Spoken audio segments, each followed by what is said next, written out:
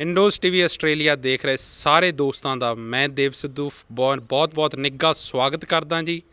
ਸੋ ਦੋਸਤੋ, ਅੱਜ ਅਸੀਂ ਖੜੇ ਹਾਂ ਵਲਗੂਲਗਾ ਸਾਹਿਬ ਦੀ ਧਰਤੀ ਤੇ ਆਸਟ੍ਰੇਲੀਆ 'ਚ ਵੱਸਦਾ ਹਰ ਪੰਜਾਬੀ ਇਹ ਜਾਣਦਾ ਕਿ ਵਲਗੂਲਗਾ ਸਾਹਿਬ ਉਹ ਧਰਤੀ ਆ ਜਿੱਥੇ ਆਸਟ੍ਰੇਲੀਆ 'ਚ ਸਭ ਤੋਂ ਪਹਿਲਾ ਗੁਰਦੁਆਰਾ ਸਾਹਿਬ ਸਿੱਖਾਂ ਦਾ ਸਥਾਪਿਤ ਕੀਤਾ ਗਿਆ। ਸੋ ਦੋਸਤੋ, ਇਸ ਵੇਲੇ ਅਸੀਂ ਬਿਲਕੁਲ ਉਸ ਗੁਰਦੁਆਰਾ ਸਾਹਿਬ ਦੇ ਸਾਹਮਣੇ ਖੜੇ ਹਾਂ। ਸੋ ਆਓ ਸਭ ਤੋਂ ਪਹਿਲਾਂ ਤੁਹਾਨੂੰ ਉਸ ਗੁਰਦੁਆਰਾ ਸਾਹਿਬ ਦੇ ਦਰਸ਼ਨ ਕਰਾਉਂਦੇ ਹਾਂ।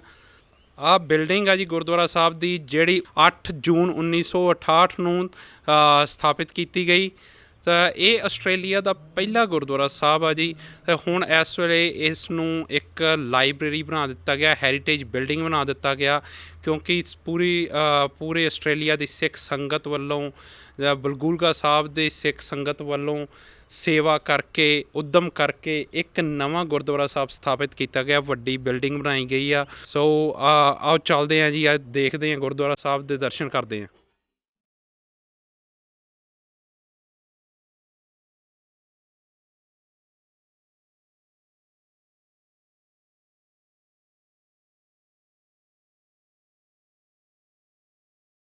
ਸੋ ਦੋਸਤੋ, ਜਿਵੇਂ ਕਿ ਤੁਹਾਨੂੰ ਦੱਸਿਆ ਕਿ ਨਵਾਂ ਗੁਰਦੁਆਰਾ ਸਾਹਿਬ ਦੀ ਬਿਲਡਿੰਗ ਬਣ ਕੇ ਤਿਆਰ ਹੋ ਚੁੱਕੀ ਆ। 2019 'ਚ ਅਜੇ ਤਕਰੀਬਨ 6 ਮਹੀਨੇ ਪਹਿਲਾਂ ਇਹ ਬਿਲਡਿੰਗ ਤਿਆਰ ਹੋਈ ਆ।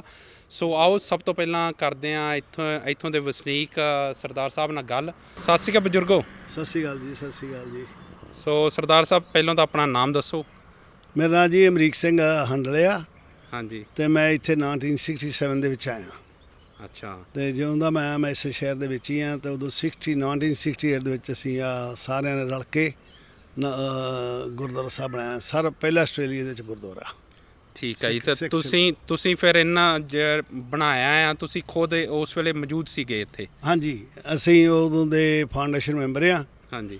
ਅਤੇ ਕੋਈ 12-13 ਫੈਮਿਲੀ ਨੇ ਰਲ ਕੇ ਬਣਾਇਆ ਉਦੋਂ। ਠੀਕ ਹੈ ਜੀ। ਸੋ ਉਸ ਵੇਲੇ ਜਿੱਦਾਂ ਤੁਸੀਂ ਦੱਸਿਆ ਕਿ ਇਹ ਆਸਟ੍ਰੇਲੀਆ ਦਾ ਪਹਿਲਾ ਗੁਰਦੁਆਰਾ ਸਾਹਿਬ ਆ, ਤਾਂ ਉਸ ਵੇਲੇ ਲੋਕਾਂ ਦੇ ਵਿੱਚ ਕਿੰਨੀ ਕੁ ਅਵੇਅਰਨੈਸ ਸੀਗੀ ਕੋਈ ਸਿੱਖੀਜ਼ਮ ਬਾਰੇ ਜਾਂ ਸਿੱਖ ਧਰਮ ਬਾਰੇ? ਉਹ ਕੁਛ ਜਾਣਦੇ ਸੀ ਜਾਂ ਕੋਈ ਤੁਸੀਂ ਇੱਦਾਂ ਦਾ ਐਕਸਪੀਰੀਅੰਸ ਸ਼ੇਅਰ ਕਰਨਾ ਚਾਹੋਗੇ? ਹਾਂ, ਬਹੁਤ ਘੱਟ ਸੀਗੇ ਉਦੋਂ ਸਿੱਖ। ਇੱਥੇ ਥੋੜ੍ਹੇ ਕੋਈ 40-50 ਫੈਮਿਲੀਆਂ ਸੀਗੀਆਂ।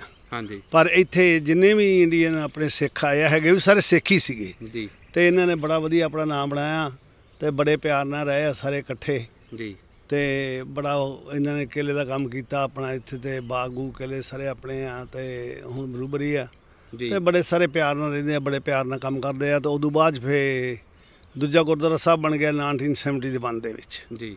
ਅਤੇ ਇੱਥੇ 2 ਗੁਰਦੁਆਰਾ ਸਾਹਿਬ ਆ ਜੀ। ਬਹੁਤ ਚੰਗੀ ਗੱਲ ਹੈ ਜਿਹੜਾ ਸਾਡੀ ਕਮਿਊਨਿਟੀ, ਕਿਉਂਕਿ ਅਸੀਂ ਇੱਥੇ ਜਦੋਂ ਆਉਂਦੇ ਹਾਂ ਅਸੀਂ ਹਰੇਕ ਬੰਦਾ ਪੂਰੀ ਕਮਿਊਨਿਟੀ ਨੂੰ ਰੀਪ੍ਰਜੈਂਟ ਕਰਦਾ ਆ। ਸੋ ਜਦੋਂ ਅਸੀਂ ਦੂਸਰੀ ਕਮਿਊਨਿਟੀ ਦੇ ਸਾਹਮਣੇ ਅਸੀਂ ਬਿਲਕੁਲ ਮਿਲ ਜੁਲ ਕੇ ਰਹਿੰਦੇ ਹਾਂ ਤਾਂ ਉਹ ਬਹੁਤ ਵਧੀਆ ਐਗਜ਼ਾਮਪਲ ਪੇਸ਼ ਕਰਦੇ ਹਾਂ। ਹਾਂਜੀ, ਇੱਥੇ ਸਾਡਾ ਬੜਾ ਰੱਬ ਦੀ ਦਇਆ, ਪ੍ਰਮਾਤਮਾ ਦੀ। ਇਸ ਵਲਗੂਲਗਾ ਦੇ ਵਿੱਚ ਆਪਣਾ ਨਾਂ ਬੜਾ ਵਧੀਆ ਬਣਿਆ ਆਪਣੇ ਪੰਜਾਬੀਆਂ ਦਾ, ਅਤੇ ਬਾਕੀ ਅਸੀਂ ਗੋਰਿਆਂ ਨਾਲ ਵੀ ਵਧੀਆ ਮਿਲ ਗਿਲ ਕੇ ਰਹਿੰਦੇ ਹਾਂ, ਇਕੱਠੇ ਖਾਣੇ ਪੀਣੇ, ਵਿਆਹਾਂ 'ਤੇ ਸ਼ਾਦੀਆਂ 'ਤੇ ਇੱਕ ਦੂਜੇ ਨੂੰ ਸੱਦੀਦਾ, ਪਾਰਟੀਆਂ 'ਤੇ ਬੜਾ ਵਧੀਆ ਨਾਮ ਬਣਾਇਆ ਪਰਮਾਤਮਾ ਨੇ, ਉਹਦੀ ਬੜੀ ਦਇਆ। ਸੋ ਜਿਵੇਂ ਕਿ ਤੁਸੀਂ ਜਾਣਦੇ ਹੋ, ਗੁਰੂ ਨਾਨਕ ਸਾਹਿਬ ਦਾ 550ਵਾਂ ਗੁਰਪੁਰਬ ਵੀ ਆ ਰਿਹਾ। ਸੋ ਜੇ ਤੁਸੀਂ ਸਾਡੇ ਦਰਸ਼ਕਾਂ ਨੂੰ ਕੋਈ ਸੰਦੇਸ਼ ਦੇਣਾ ਚਾਹੋ? ਮੈਂ ਤਾਂ ਇਹੋ ਕਹੂੰਗਾ ਜੀ, ਸਾਰੇ ਧੂਮ-ਧਾਮ ਨਾਲ ਬਣਾਓ, ਬੜੇ ਤਕੜੇ ਹੋ ਕੇ। ਜੇ ਪਾਕਿਸਤਾਨ ਵੀ ਜਾ ਸਕਦੇ ਹੋ ਉੱਥੇ ਵੀ ਜਾਓ, ਅਤੇ ਨਹੀਂ ਤਾਂ ਜਿੱਥੇ ਵੀ ਕਿਤੇ ਹੈਗੇ ਆ ਤਕੜੇ ਹੋ ਕੇ ਆਪਣਾ ਗੁਰੂ ਨਾਨਕ ਦੇਵ ਦਾ ਜਨਮ ਦਿਨ ਮਨਾਓ ਜੀ। ਵਧੀਆ। ਸੋ ਦੋਸਤੋ, ਇਹ ਸਨ ਸਰਦਾਰ ਅਮਰੀਕ ਸਿੰਘ ਜੀ, ਜੋ ਇੱਥੋਂ ਦੇ ਵਸਨੀਕ ਨੇ ਵਲਗੂਲਗਾ ਸਾਹਿਬ ਦੇ। ਸੋ ਹੁਣ ਆਪਾਂ ਨਵਾਂ ਗੁਰਦੁਆਰਾ ਸਾਹਿਬ ਦੇ ਦਰਸ਼ਨ ਕਰਦੇ ਹਾਂ।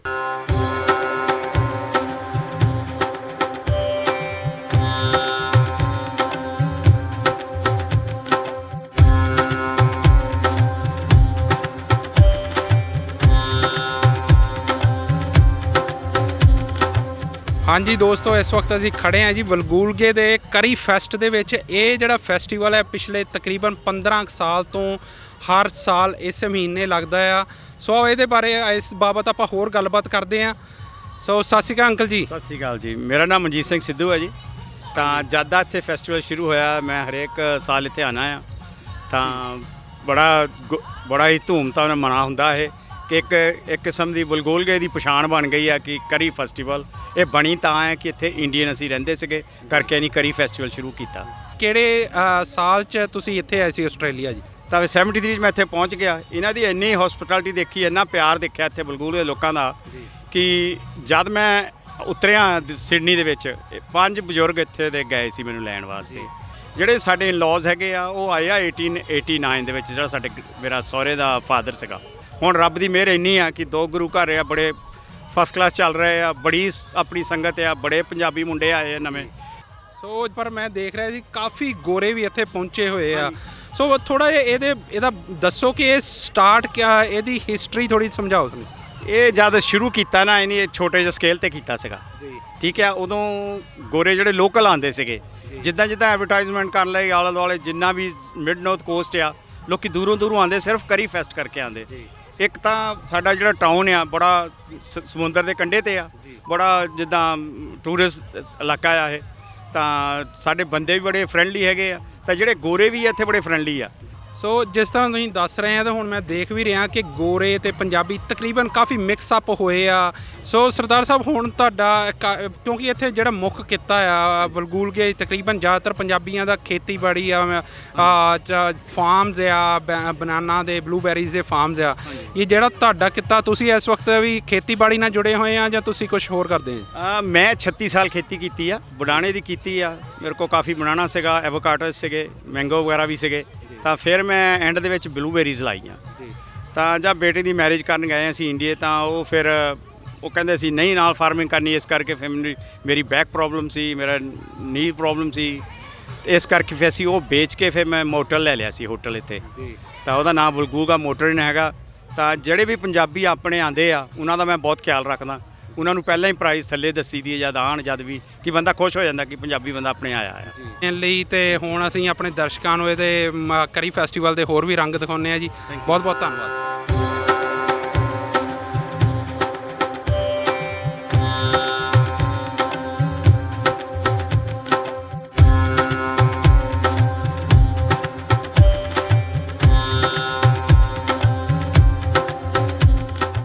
ਵਿਰਸਾ ਅਕੈਡਮੀ ਵੱਲ ਤੋਂ ਸਾਰੀ ਇੰਡੋਜ਼ ਟੀਵੀ ਦਾ ਤਹਿ ਦਿਲੋਂ ਧੰਨਵਾਦ ਆ। ਉਹਨਾਂ ਨੇ ਸਾਨੂੰ ਇੰਟਰਵਿਊ ਦਾ ਮੌਕਾ ਦਿੱਤਾ, ਅਸੀਂ ਤਹਿ ਦਿਲੋਂ ਧੰਨਵਾਦ ਕਰਦੇ ਹਾਂ। ਅਸੀਂ ਸਾਰੇ ਉਹਨਾਂ ਪੇਰੈਂਟਸ ਦਾ ਵੀ ਥੈਂਕ ਯੂ ਕਰਦੇ ਹਾਂ ਜੀ, ਜਿਨ੍ਹਾਂ ਨੇ ਫੇਥ ਦਿਖਾਇਆ ਜੀ ਸਾਡੇ ਕੋਲ ਆਪਣੇ ਬੱਚਿਆਂ ਨੂੰ ਲੈ ਕੇ ਆਏ। ਜਿਹੜੀ ਜੀ ਅਸੀਂ ਚਾਹਾਂਗੇ ਵੀ ਪਲੀਜ਼ ਪੇਰੈਂਟਸ, ਜਿਹੜੇ ਵੀ ਬੱਚਿਆਂ ਦੇ ਪੇਰੈਂਟਸ ਸਾਡੇ ਨਾਲ ਆਏ ਨੇ ਜੀ, ਪਲੀਜ਼ ਉਹਨਾਂ ਨੂੰ ਵੀ ਇੱਥੇ ਨੇੜੇ ਬੁਲਾਵਾਂਗੇ ਜੀ। ਪੰਜਾਬੀ ਬੋਲਦੇ ਆ ਸਾਰੇ? ਇਹ ਬਹੁਤ ਵਧੀਆ ਗੱਲ ਹੈ ਜਿਹੜੀ ਤੁਸੀਂ ਇੱਥੇ ਰਹਿ ਕੇ ਵੀ ਪੰਜਾਬੀ ਬੋਲਦੇ ਆ। ਸੋ ਸਾਰੇ ਇੱਕ ਕਲਾਸਮੇਟਸ ਆ, ਇੱਕੋ ਕਲਾਸ 'ਚ ਆ ਜਾਂ ਫਰੈਂਡਸ ਆ? ਫਰੈਂਡਸ ਆ ਅਸੀਂ। ਤੇ ਤੁਹਾਨੂੰ ਕਿੰਨਾ ਚਿਰ ਹੋ ਗਿਆ ਭੰਗੜਾ ਪ੍ਰੈਕਟਿਸ ਕਰਦੇ ਆ? 1 ਸਾਲ। 1 ਸਾਲ? 1 ਸਾਲ। ਬਹੁਤ ਵਧੀਆ ਪਾਉਂਦੇ ਭੰਗੜਾ। ਤੁਸੀਂ ਇੱਦਾਂ ਹੀ ਵਿਰਸੇ ਨਾਲ ਜੁੜੇ ਰਹੋ, ਪੰਜਾਬੀ ਕਲਚਰ ਨੂੰ ਪਿਆਰ ਕਰਦੇ ਰਹੋ। ਤੁਹਾਡੇ ਵਿੱਚੋਂ ਸਾਨੂੰ ਆਪਣਾ ਫਿਊਚਰ ਦਿਸਦਾ। ਧੰਨਵਾਦ। Thank you. ਸਾਰੀ ਟੀਮ ਦਾ ਬਹੁਤ ਬਹੁਤ ਧੰਨਵਾਦ ਜੀ।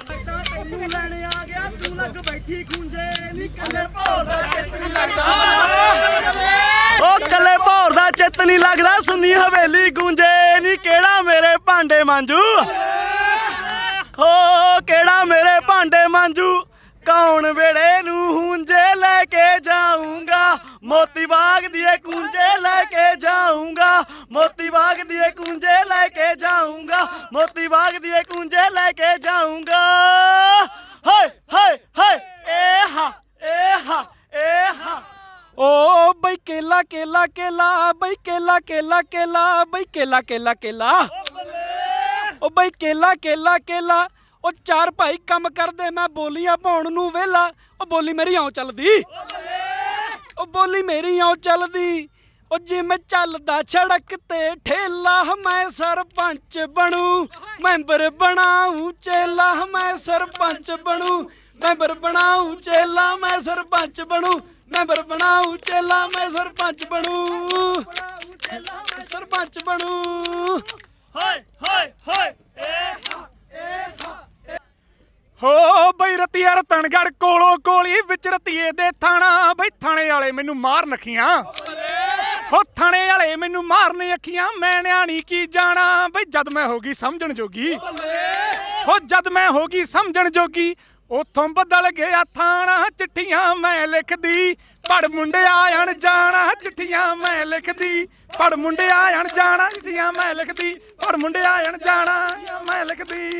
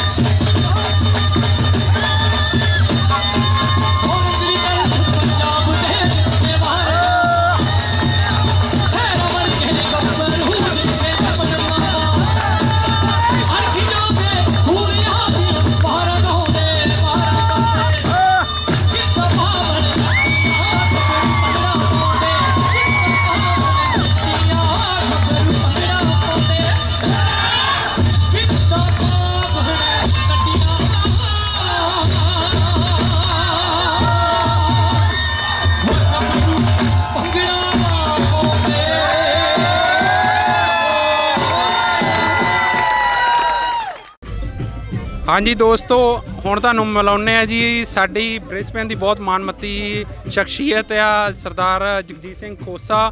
ਇਹ ਪੰਜਾਬੀ ਮਾਂ ਬੋਲੀ ਦੀ ਬਹੁਤ ਸੇਵਾ ਕਰਦੇ ਆ, ਪੰਜਾਬੀ ਅਖਬਾਰ ਦੇ ਸਪੋਕਸਮੈਨ ਹੈ, ਰੇਡੀਓ ਨਾਲ ਵੀ ਜੁੜੇ ਹੋਏ ਆ। ਆਓ ਤੁਹਾਡੇ ਨਾਲ ਸਨਮੁਖ ਕਰਾਉਂਦੇ ਆ ਜੀ। ਹਾਂਜੀ, ਸਤਿ ਸ਼੍ਰੀ ਅਕਾਲ ਭਾਜੀ। ਸਤਿ ਸ਼੍ਰੀ ਅਕਾਲ ਜੀ। ਸਭ ਤੋਂ ਪਹਿਲਾਂ ਇੰਡੋਜ਼ ਟੀਵੀ ਦੇਖ ਰਹੇ ਸਾਰੇ ਦਰਸ਼ਕਾਂ ਨੂੰ ਮੇਰੇ ਵੱਲੋਂ ਪਿਆਰ ਭਰੀ ਸਤਿ ਸ਼੍ਰੀ ਅਕਾਲ, ਸਲਾਮ ਤੇ ਨਮਸਤੇ ਜੀ। ਤੇ ਅੱਜ ਅਸੀਂ ਕੜੀ ਫੈਸਟੀਵਲ ਤੇ ਵਲਗੂਲਗਾ ਦੀ ਧਰਤੀ ਦੇ ਉੱਤੇ ਪਹੁੰਚੇ ਸੀਗੇ ਤੇ ਬਹੁਤ ਆਨੰਦ ਆਇਆ ਜੀ। ਜੀ ਬਿਲਕੁਲ, ਮੇਰੇ ਖਿਆਲ ਹੈ ਭੰਗੜੇ ਨੇ ਗਿੱਧੇ ਨੇ ਗੋਰੇ ਵਿੱਚ ਝੂਮਣ ਲਾਤੇ ਜੀ।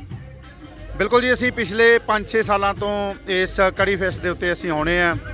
ਹਰ ਸਾਲ 4-5 ਟੀਮਾਂ ਜਿਹੜੀਆਂ ਉਹ ਭੰਗੜੇ ਦੀਆਂ ਹੁੰਦੀਆਂ ਤੇ ਲਗਭਗ 4-5 ਟੀਮਾਂ ਜਿਹੜੀਆਂ ਉਹ ਗਿੱਧੇ ਦੀਆਂ ਵੀ ਹੁੰਦੀਆਂ ਜੀ।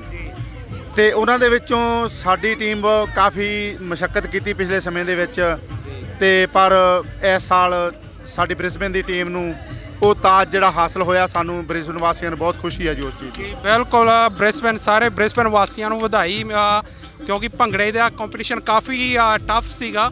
ਇਹੋ ਜਿਹੇ ਟਫ ਕੰਪੀਟੀਸ਼ਨ 'ਚ ਭੰਗੜਾ ਜਿੱਤਣਾ ਇਹ ਬਹੁਤ ਵੱਡੀ ਮਾਣ ਵਾਲੀ ਗੱਲ ਹੈ ਸਾਰੇ ਬ੍ਰਿਸਬੇਨ ਵਾਸੀਆਂ ਲਈ। ਸੋ ਜਗਜੀਤ ਜੀ ਕੀ ਕਹਿਣਾ ਚਾਹੋਗੇ ਸਾਡੇ ਦਰਸ਼ਕਾਂ ਨੂੰ, ਕੋਈ ਸੁਨੇਹਾ ਜਾਂ?